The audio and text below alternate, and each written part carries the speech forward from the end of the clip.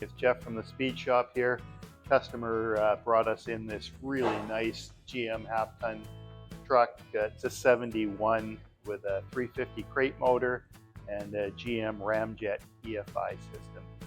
He had a few mechanical concerns, transmission leak, felt the motor was a bit lazy, and the brakes were squealing. So we brought it in, did some diagnostics, rebuilt the front brakes, and we're working on the transmission leak. And then we've diagnosed the reasons why, several reasons why the motor was a bit lazy.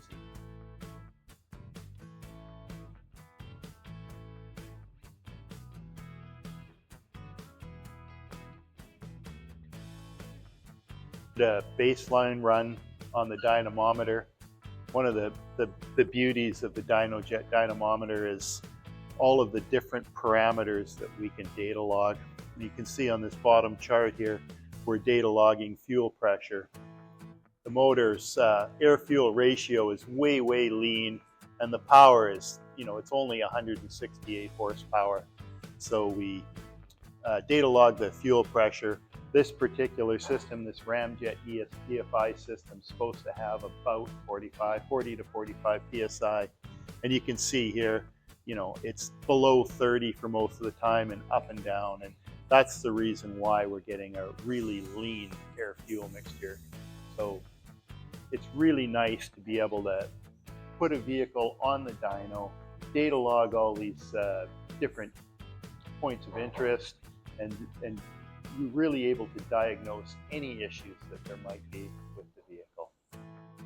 So we took the fuel system apart, checked the regulator, determined that that's functioning properly. We dropped the fuel tank out of the vehicle and installed a new fuel pump and pre-filter. And you can see now from the second dyno run with the new fuel pump, the fuel pressure is, it's, even though it looks like it's up and down, this is a very small window. We wanted to keep it above 40 and around 45, which it's doing a very adequate job of that.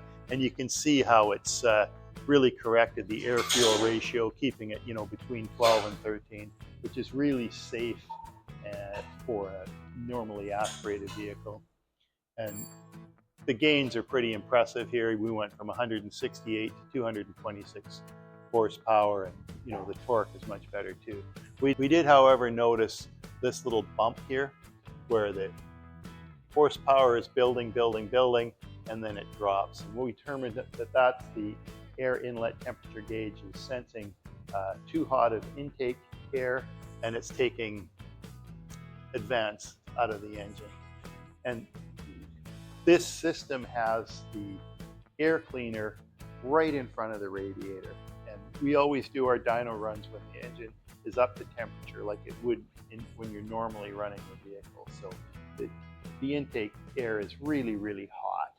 So we decided we would relocate just as an experiment, relocate the air cleaner to show the customer what kind of gains could be had if we basically built them a cold air system. You can see here the fuel injection system, the Ramjet fuel injection system. It's a GM EFI system. It's older, but it's pretty adequate. It's not really tunable, but it runs pretty well. Big drawback to this system is the relatively small air cleaner that's right in the hot flow of the hot air coming off the radiator and all the coolers. So we did a little experiment with a cold air intake system, just jury-rigged something together with parts we have just to show the customer what we could do. And I'll just put it on here so you can see what it would about look like to gain about 30 horsepower, 10 to 15% power gain. Yeah, so we just put this system together out of parts that we had on hand. Obviously, this is not something we would let the customer drive away with. It's more of a demonstration for him so that he can see the power increase and about what the system would look like. So we've rerouted the air over here in a cooler place where it can get air through the through the valance here and then up and into the intake system. You know, a professional install is going to look a lot different than this, which we can do. We're just waiting on the customer to determine whether he wants to do that or not. You can see here we've done another run where we put a cold air system into the vehicle, and we made sure it was all ready to go. So these runs were done within basically about 5 minutes of each other, and you can see that the power jumped 30 horsepower.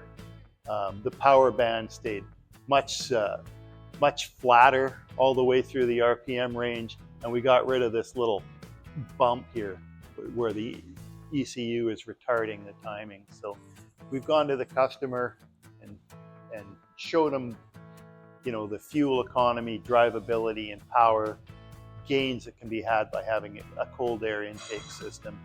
And he's contemplating us doing a permanent install on this system.